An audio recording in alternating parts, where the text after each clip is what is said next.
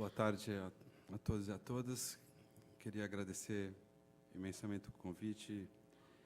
É um prazer estar aqui ao lado dos meus colegas aqui no painel. E devo confessar que eu estou um pouco emocionado, não só com a fala do Rafael, mas também por ter visto a evolução desse GT e do próprio coletivo aqui em São Paulo. Devemos reconhecer o trabalho de algumas pessoas aí. O Dudu Rombauer, ele costuma usar uma expressão, não sei se é exatamente o que eu vou dizer, mas ele fala da política como um cipoal e das pessoas tendo que lutar contra esse cipoal e tentando vencer. E essas pessoas aqui, eu digo o André, o Marco, o Allen, o Fernando Garcia, a Bruna, a Marta, o Rafael Carvalho, o Rafael Poço, a Cecília, o Tanaka, a Renata, enfim, essas pessoas que estão aí desde junho do ano passado construindo o Elo vai ser em abril, né? O coletivo São Paulo, eles são verdadeiros mestres desse cipoal e eu sou testemunha do trabalho que eles tiveram para trazer esse coletivo até aqui. Fico super emocionado de ver, primeiro, a presença de todo mundo aqui, a organização, essa fala super inspiradora do Rafael, e vai ser difícil a gente inspirar mais do que o próprio Rafael, mas, enfim. Então, vocês fizeram.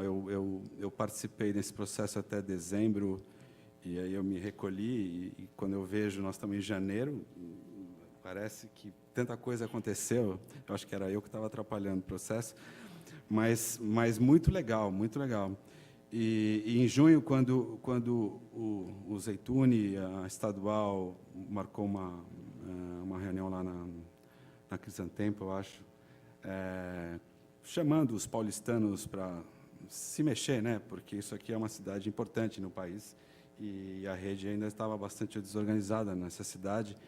E, a partir de então, nós começamos a se dividir na organização de reuniões mensais para construir o coletivo e depois o Elo. Naquele tempo, o registro não tinha sido aprovado ainda. Eu lembro do encontro de julho, que foi na Casa do Povo, e eu estava no time que também organizou o evento. A gente fez umas 10 mesas, lápis de cor. A gente imaginava trabalhar o sonho do coletivo, então parece que a gente continua sonhático, né? E foi 15 pessoas. Mas, ao mesmo tempo, foi muito legal, porque nós fizemos um círculo e começamos a conversar, num grupo menor, né? E de lá surgiu, pelo menos, uma proposta de estrutura que se manteve e que hoje a gente consegue tangibilizar e segurar, né? Eu lembro que na discussão veio a necessidade de ter um espaço de formação das pessoas, um espaço de acolhimento político e de comunicação. A rede não existia como um partido formal e tinha uma demanda, as pessoas mandavam e-mail, não tinha resposta e enfim, precisava se organizar para acolher essas pessoas, tranquilizá-las, inclusive informar que aquilo era um processo inicial. O Kiko estava lá também, né, nessas reuniões. A necessidade de olhar para a governança com vistas a criar formalmente o Elo municipal, depois de uma convenção municipal. E, por último, a necessidade de criar um espaço permanente de reflexão e debate sobre a cidade, sobre o futuro da cidade, sobre o desenvolvimento da cidade, e que esse elo, né, o sonho que a gente compartilhou junto naquela ocasião, foi que justamente o elo fosse um espaço permanente de reflexão sobre o desenvolvimento local da cidade, e não um espaço como a gente está acostumado a ver em véspera de eleição, cheio de outdoors, e depois passou a eleição, acabou, enfim. Um espaço que pudesse atrair as pessoas para discutir a cidade, e eu vejo que é isso que está acontecendo aqui agora. Então, fico muito feliz dessas coisas estarem se realizando, e confesso mesmo que estou super emocionado e tem que dar o parabéns aí para esses meninos e meninas aí que se esforçaram para isso.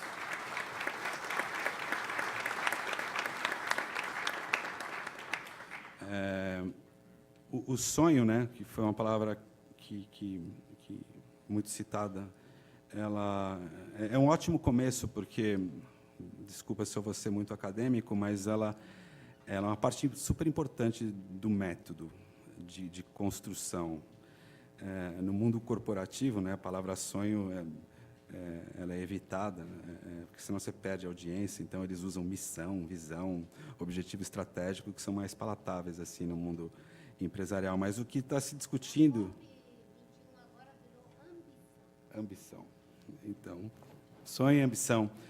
Na verdade, nós estamos falando de um norte, de um futuro comum, de uma direção, de um rumo, que é absolutamente importante para a construção de qualquer planejamento e de qualquer agenda de programa de um ator político, né? A agenda é o caminho de prioridades para atingir esse futuro comum, né? E junto com ela vem um plano de ação, vem indicadores e precisa de recursos humanos, precisa de recursos financeiros, políticas públicas e etc. Acho que o Oded vai poder falar muito sobre isso, porque tem muita coisa acontecendo hoje já aqui em São Paulo. E o universo ele aplica umas peças na gente. Hoje eu falei, eu vou falar de agenda, porque esse GT de agenda, para mim, durante esse processo todo, era super importante. Falei, eu vou resgatar essa questão da agenda, mesmo porque eu tenho trabalhado com isso em outro contexto e é muito caro. E o primeiro post que eu vi no Facebook hoje foi um post do Movimento Xingu Vivo, lá do Xingu, em Altamira, de uma índia falando assim: antes eu tinha vida, agora só tenho agenda. Então, ela estava reclamando das reuniões que ela tinha, era só reunião, esse papo de agenda, de governança, de desenvolvimento, de PDRS, essas coisas todas. E eu falei, putz, quebrou minhas pernas, né? Eu vou falar de agenda, o que o universo mandou de mensagem. Mas enfim, sem dúvida nenhuma, vai ser um braço a menos na produção, porque ela estava reclamando que não podia mais produzir, porque tinha que ter reunião, no dia seguinte tem reunião. Mas o meu olhar é que, pelo menos, aquele povo estava com alguma representação, porque senão decisões iam ser tomadas sem que elas estivessem representadas. Então, faz parte, é difícil para todo mundo. Mas, enfim,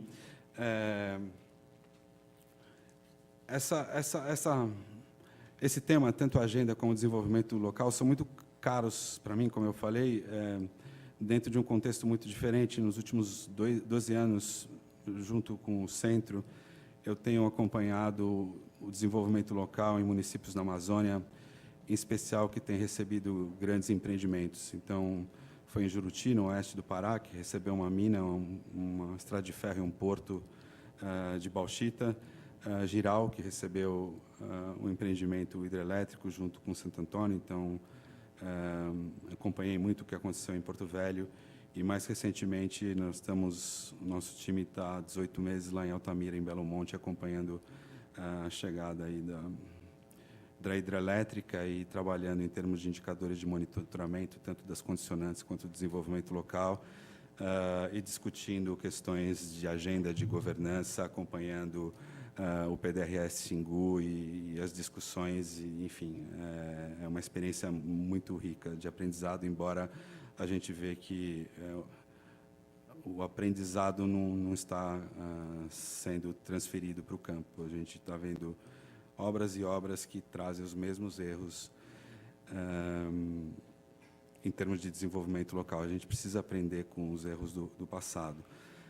Mas eu estou falando isso porque essa discussão sobre a agenda de desenvolvimento local e a sua governança, ela não é uma ciência de foguete.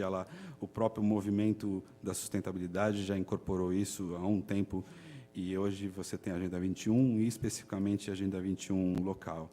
Se nós formos resgatar até a própria discussão central da Rio+20, nós vamos cair em dois temas importantes. Uma de agenda que era a questão da economia verde inclusiva, que tinha um nome um pouco mais comprido que esse, mas era uma agenda que se propunha no âmbito global, e para a sua viabilização era necessário políticas públicas, tanto em escala global, mas em escala nacional, participação do setor empresarial, a ciência, a academia, e esse tema é muito caro também para nós ali na GV e no Centro de Estudos, na medida em que nós formamos os gestores, né, públicos e privados aí para esse país, são responsáveis aí pelo tamanho do desastre que tem aí, né?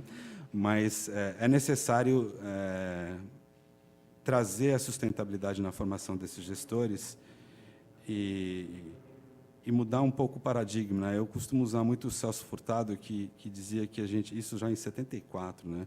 Que a gente acabou se fixando muito na ciência e na tecnologia como solução de tudo e transformamos um meio num fim em si mesmo. E esquecemos de construção e, portanto, de formação das pessoas em valores muito mais substantivos, um pouco que a Marcela estava falando agora há pouco, né?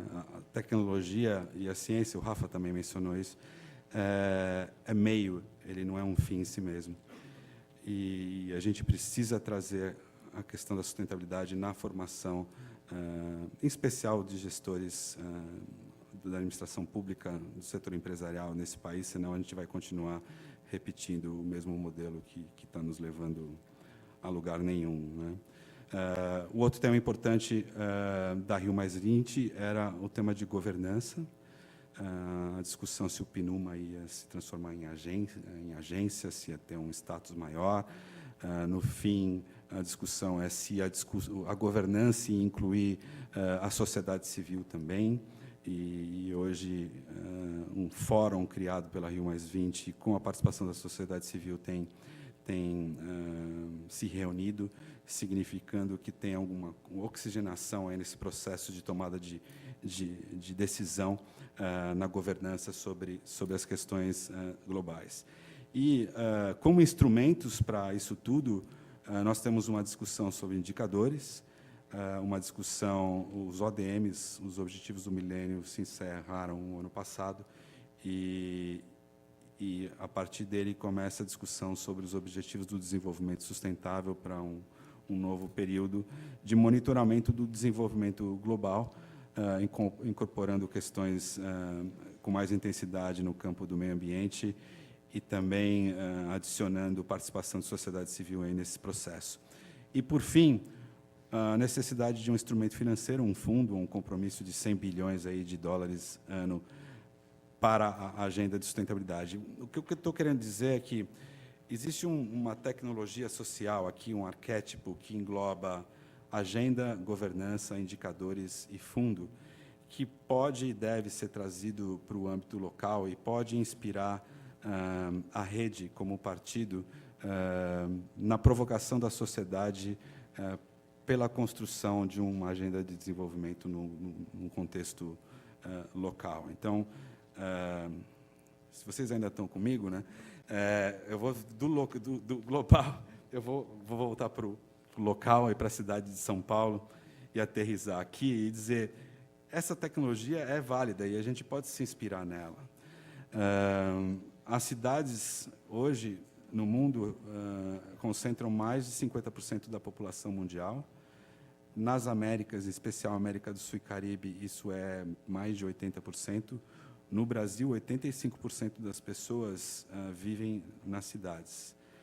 Portanto, a agenda da sustentabilidade, que em grande parte dialoga com o Código Florestal, com desmatamento, com agropecuária, com conservação, com biodiversidade, que são agendas absolutamente importantes, tem também que olhar e endereçar questões vitais no campo das cidades, o que a gente chama hoje de cidades sustentáveis, e que engloba, com certeza, uma agenda tradicional. O Alexandre vai falar um pouco sobre educação, saúde, segurança e moradia, mas tem uma agenda enorme que dialoga com a sustentabilidade, porque vai dar as bases para a qualidade de vida das pessoas, que pode e deve ser encampada aí pela discussão, pela reflexão no âmbito da rede aqui, e que passa por lixo, resíduos sólidos, a questão de saneamento, energia, abastecimento de água e abastecimento de alimentos, tecnologia e informação e comunicação, que é a junção entre internet e telecom, e mobilidade. Ou seja, são agendas absolutamente que vão ao encontro do que nós temos dito há muito tempo e que precisam ser encampadas e dialogadas. E eu não quero me estender no conteúdo dessas agendas, mas a questão da água passa pela questão de práticas conservacionistas. Se nós formos olhar a experiência de Nova York, que é uma cidade, uma metrópole como São Paulo, eles buscam água a 250 quilômetros de distância, numa reserva, e remuneram as pessoas que moram nessa reserva para que eles mantenham conservada e usem práticas de conservação para que a água de Nova York seja garantida, e com isso eles pagam muito menos em termos de tratamento e abastecimento, enfim. A questão dos alimentos, tem uma turma enorme aí trabalhando com agricultura urbana, e que pode ser encampado como uma agenda aqui em São Paulo. O uso da tecnologia de informação, que aparentemente é inodoro, o impacto que ele pode ter em termos de, usando software mesmo, né, sobre transporte, sobre energia, é enorme em termos de redução de emissão, em termos de redução de tráfego. O próprio Waze já ilustra isso. Então, a tecnologia de informação bem utilizada, né? Porque, no final, o sonho talvez seja, e aí chamam para mim, seja uma cidade inteligente. A gente pode ter cidade inteligente. Mesmo do ponto de vista de adaptação às mudanças climáticas, hoje a gente sabe que, quando vai chover, vai cair árvore em cima de fio e bairro vai ficar sem energia. A gente já sabe isso. É possível saber que bairro que isso vai acontecer. É possível locomover a assistência para que seja feito o reparo ao dano imediatamente, e as pessoas não precisam ficar 2 dias sem energia. Enfim, é possível usar a tecnologia de informação para isso. A tecnologia solar, que eu acredito que o Brasil ele acabou se acomodando na hidroeletricidade, que por trás disso tem a indústria de cimento, a indústria da construção civil, e do álcool, do etanol, e esqueceu das outras fontes. Os chineses estão investindo um monte em energia solar. Isso é inovação, a gente está perdendo um bonde de inovação. É uma cadeia absolutamente importante, tanto de montagem, de fabricação, de elementos, de materiais, quanto a própria manutenção dos sistemas de energia solar, então, que gera muito emprego. E o Estado de São Paulo tem uma vocação enorme para... Você vai para o interior, é muito sol. Aqui em São Paulo o marco regulatório já avançou nesse sentido de você poder vender para a rede a energia gerada dentro da sua casa, dentro do seu estabelecimento comercial. Agenda de lixo, eu não sei, o Alexandre pode me ajudar, mas eu acredito que, depois de educação, o orçamento de lixo é o segundo maior da cidade. Ele deve ser maior que de saúde. E lixo é uma economia enorme, que, se você olhar para ela como, de fato, como recurso e não como lixo, você pode criar uma economia e que seja inclusiva, né? Incorporando o catador dentro desse processo, que são grandes heróis aí nessa cidade. Enfim, mobilidade, muita gente falando de mobilidade. Eu só queria colocar uma questão... E hoje, Alexandre, vou fazer uma provocação. Eu vi que você colocou um post de carro elétrico lá no Facebook. O carro elétrico...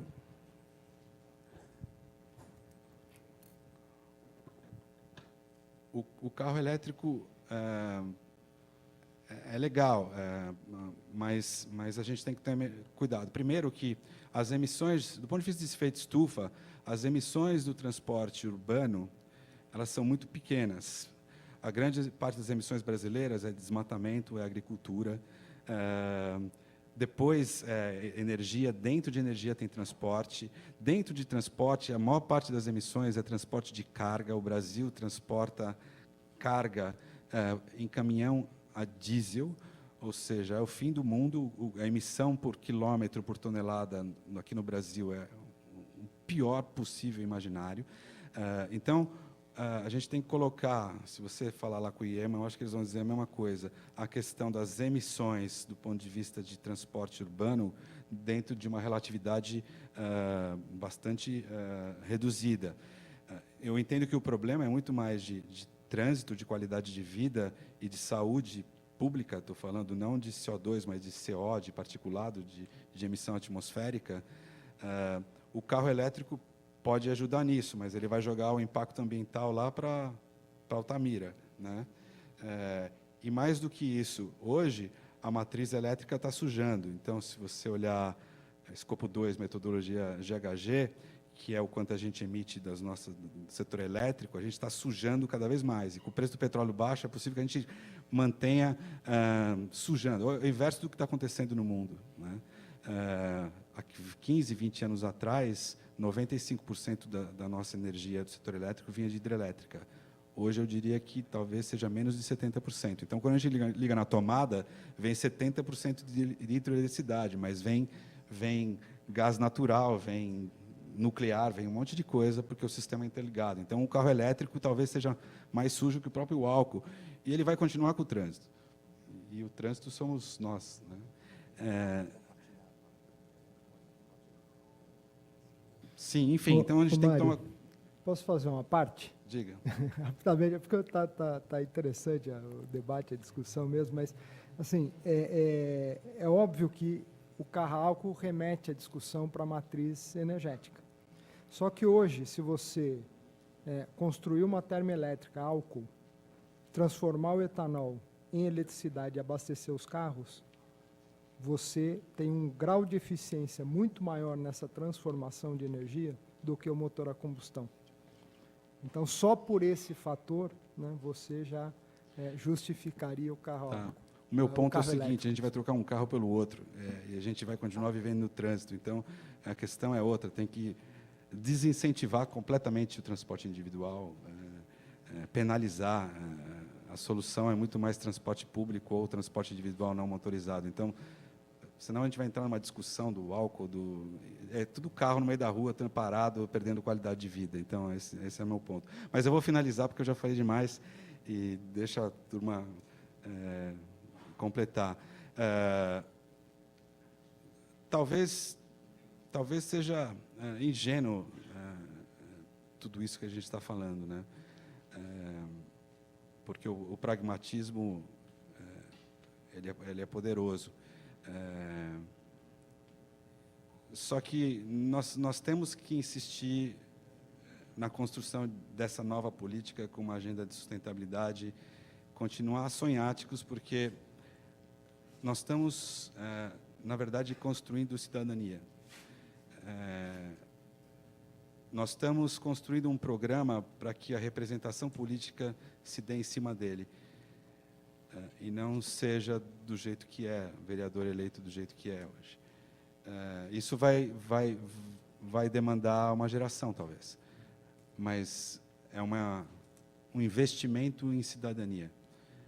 E, portanto, esse GT, o coletivo, o Elo, em abril, tem que continuar provocando a cidade para pensar e discutir o desenvolvimento desse território, o seu futuro comum, construir uma agenda de desenvolvimento sustentável para ela, estabelecer uma governança que não é só a Câmara nem a Prefeitura, monitorar por meio de indicadores, o Oded deve falar bastante sobre isso, ver que recursos estão à disposição, e eu acredito que isso que nós estamos vendo aqui é o início desse processo. Estou muito feliz de ver isso acontecendo. Muito obrigado.